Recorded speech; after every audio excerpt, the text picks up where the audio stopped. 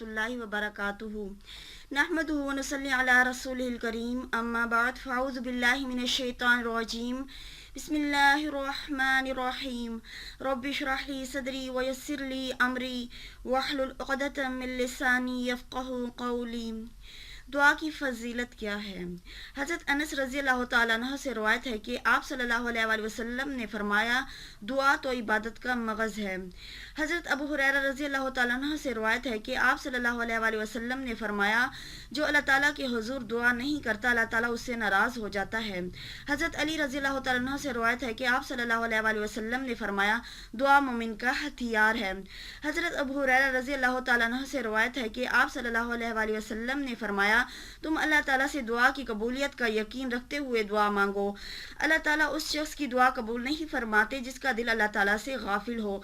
हज़रत इब्ने अब्बास रज़ी अल्लाह ताला अन्हु से रवायत है कि नबी करीम सल्लल्लाहु अलैहि वसल्लम ने इरशाद फरमाया, 5 किस्म की दुआएं ख़ास तौर पर कबूल की जाती हैं।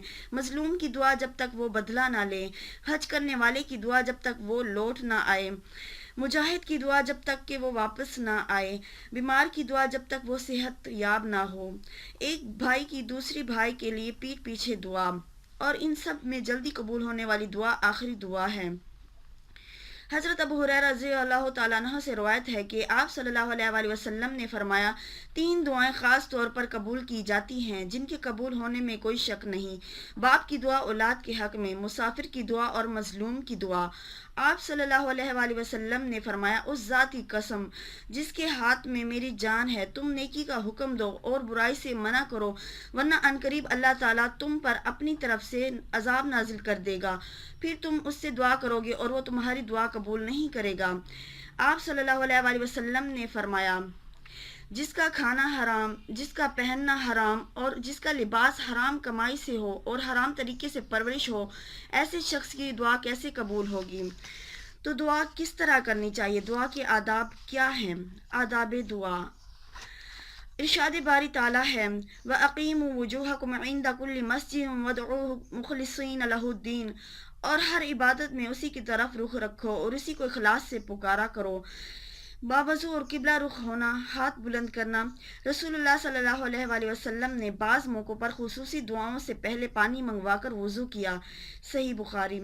रसूलुल्लाह सल्लल्लाहु अलैहि वसल्लम ने खुसूसी दुआ के वक्त किबला रुख होना या बग़ैर किबला रुख हुए दुआ करना दोनों तरह साबित है। नीज़ आप सल्लल्लाहु अलैहि वसल्लम दुआ के वक्त हाथ बुलंद फरमाते। सही बुखारी। अस्माए हुस्ना के साथ दुआ करना। अल्लाह रब्बुल इज़्ज़त से मांगने के आदाब में ये ज़रूरी शामिल है कि इसी तारीफ़ी कलमात और इसके अच्छे अच्छे नामों के साथ पुकार कर दुआ मांगी जाए। अल्लाह रब्बुल आलमीन का इरशाद है, वलिल्लाहिल अस्माउल हुस्ना फदऊहु बिहा, तमाम अच्छे नाम अल्लाह ही के लिए हैं, सो इसको इन अच्छे नामों के साथ पुकारा करो। अस्माउल हुस्ना क्या है? अल्लाह के रसूल सल्लल्लाहु अलैहि वसल्लम ने फरमाया, अल्लाह ताला के 99 नाम हैं, एक कम 100, जिसने इन्हें जहन में महफूज कर लिया वो जन्नत में दाखिल होगा। सही बुखारी। तो दुआ किस तरह करनी चाहिए? हम्दो सना के साथ। नबी करीम सल्लल्लाहु अलैहि वसल्लम ने एक शख्स को इस तरह दुआ करते हुए सुना कि ए अल्लाह, मैं तुझसे सवाल करता हूँ इस बिना पर कि सारी तारीफ़ तेरे लिए है, सारी तारीफ़ तेरे लिए है, तेरे सिवा कोई माबूद नहीं, तू अकेला है, तेरा कोई शरीक नहीं, तू मन्नान, बहुत एहसान करने वाला है। ए आसमान और ज़मीन को पैदा फरमाने वाले, ए अज़मत और बुज़ुर्गी के मालिक, ए जिंदा जावेद हस्ती, ए पूरी कायनात को संभालने वाले, मैं तुझसे सवाल करता हूँ जन्नत और तेरी पनाह तलब करता हूँ जहन्नुम से। आप सल्लल्लाहु अलैहि वसल्लम ने सहाबा कराम से फरमाया, तुम्हें मालूम है कि इसने किस चीज़ का वास्ता देकर दुआ मांगी है? सहाबा रज़ियल्लाहु ताला अन्हु ने अर्ज़ किया, अल्लाह और अल्लाह का रसूल ज़्यादा जानते हैं। आप सल्लल्लाहु अलैहि वसल्लम ने फरमाया, कसम उस ज़ात की जिसके कब्ज़े कुदरत में मेरी जान है, इस शख्स ने अल्लाह को इसके इस्म आज़म का वास्ता देकर पुकारा है। ये एक ऐसा नाम है कि जब इसके ज़रिए से दुआ मांगी जाए तो कबूल होती है, और जब इसके ज़रिए से सवाल किया जाता है तो जो मांगा जाता है वो मिल जाता है। दुरूद शरीफ की भी बहुत फजीलत है, तो दुरूद शरीफ के साथ भी दुआ करनी चाहिए। फ़ज़ाला रज़ियल्लाहु ताला अन्हा कहते हैं कि नबी करीम सल्लल्लाहु अलैहि वसल्लम मस्जिद में तशरीफ़ फरमा थे कि एक शख्स आया, उसने नमाज के बाद कहा, अल्लाहुम्मा अग़फ़िरली, ए अल्लाह मेरी मग़फ़िरत फरमा। नबी करीम सल्लल्लाहु अलैहि वसल्लम ने यह सुना तो फरमाया, तुमने मांगने में जल्दबाजी से काम लिया है। جب نماز ادا کر بیٹھو تو پہلے اللہ کی حمد و ثنا بیان کیا کرو، پھر درود پاک پڑھا کرو اور پھر مانگو۔ آپ صلی اللہ علیہ وسلم یہ فرما ہی رہے تھے کہ دوسرا آدمی آیا، اس نے نماز پڑھ کر اللہ کی حمد و ثنا بیان کی، پھر درود شریف پڑھا۔ نبی کریم صلی اللہ علیہ وآلہ وسلم نے فرمایا اب دعا مانگو، دعا قبول ہوگی۔ دعا سے پہلے مغفرت طلبی اور توبہ کرنی چاہیے۔ اللہ تعالیٰ کو بندے کا غلطی کر کے پلٹنا اور توبہ استغفار کرنا بہت پسند ہے۔ توبہ سے اللہ کی رحمت جلوہ گر ہو جاتی ہے اور وہ اپنے بندے کی دعا کی طرف خصوصی توجہ فرماتے ہیں۔ نبی کریم صلی اللہ علیہ وآلہ وسلم رحمت للعالمین ہونے کے باوجود دن رات میں 70 بار توبہ استغفار کیا کرتے تھے اور یوں دعا فرماتے تھے: رب اغفر لی خطیئتی وجہلی واسرافی فی امری کلہ وما انت اعلم بہ منی اللہم اغفر لی خطایای وعمدی وجہلی وہزلی وکل ذالک عندی اللہم اغفر لی ما قدمت وما اخرت وما اسررت وما اعلنت انت المقدم وانت المؤخر وانت علی کل شیء قدیر۔ صحیح بخاری۔ اے پروردگار، بخش دیجئے میری خطائیں اور میری جہالت اور میرے معاملے میں میری زیادتی کو اور اس چیز یعنی گناہ کو بھی جسے آپ مجھ سے زیادہ جانتے ہیں۔ اے اللہ، بخش دیجئے میری بھول چوک کو اور جو غلط کام میں نے دانستہ کیے اور میری نادانی اور غیر سنجیدگی بھی، اور یہ سبھی کچھ مجھ میں موجود ہے۔ یا اللہ، میرے اگلے پچھلے چھپے اور کھلے سب گناہوں کو بخش دیجئے۔ آپ جسے چاہے آگے کر دیں اور جسے چاہے پیچھے ڈال سکتے ہیں، آپ سب کچھ کر سکتے ہیں۔ تو اللہ تعالیٰ کی خاطر کیے ہوئے نیک اعمال کا واسطہ دینا بھی بہترین عمل ہے۔ اللہ رب العالمین فرماتے ہیں: الیہ یصعد الکلم الطیب والعمل الصالح یرفعہ۔ اسی اللہ کی طرف پاکیزہ کلمات چڑھتے ہیں اور نیک اعمال انہیں بلند کرتے ہیں۔ تو اللہ کے اسماء حسنہ کو واسطہ بنانا چاہیے، جیسے لا الہ الا انت سبحانک انی کنت من الظالمین، اس تسبیح کو واسطہ بنانا چاہیے۔ نوافل کی کثرت اور صدقہ کرنے کے بعد اس کا واسطہ بنانا چاہیے اللہ تعالیٰ کے سامنے، تو دعا قبول ہوگی۔ عمل صالح کرنے سے دعا قبول ہوتی ہے، دعا کبھی بھی ضائع نہیں ہوتی۔ نبی کریم صلی اللہ علیہ وآلہ وسلم نے فرمایا: جب مسلمان دعا کرتا ہے جس میں کوئی گناہ کی بات نہیں ہوتی اور نہ ہی قطع رحمی کی بات ہوتی ہے، تو اللہ تعالیٰ ایسی دعا کو ضرور قبول فرماتے ہیں۔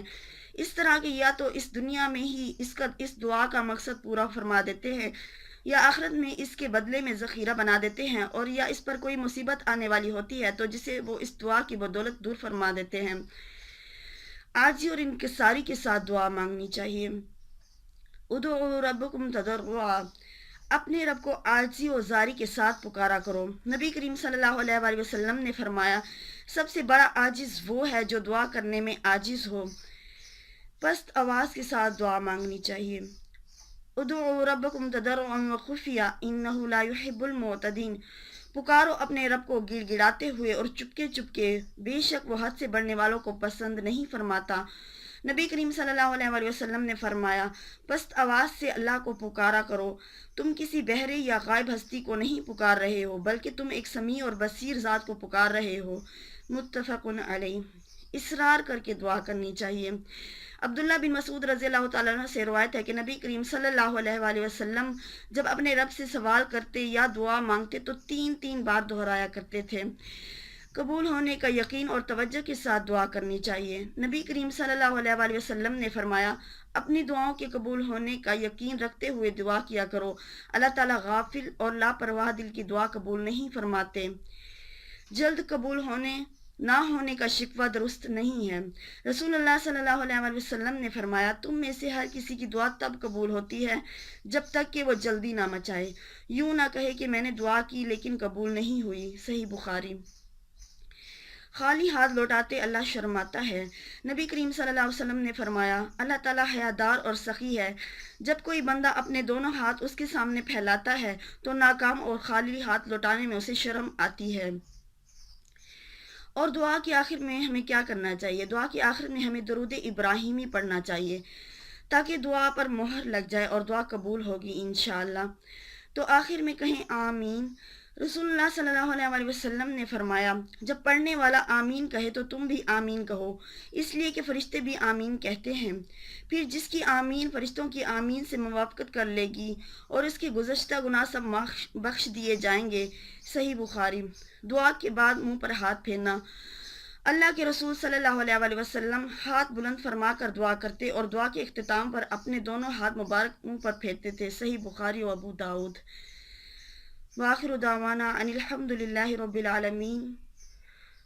السلام علیکم ورحمۃ اللہ وبرکاتہ۔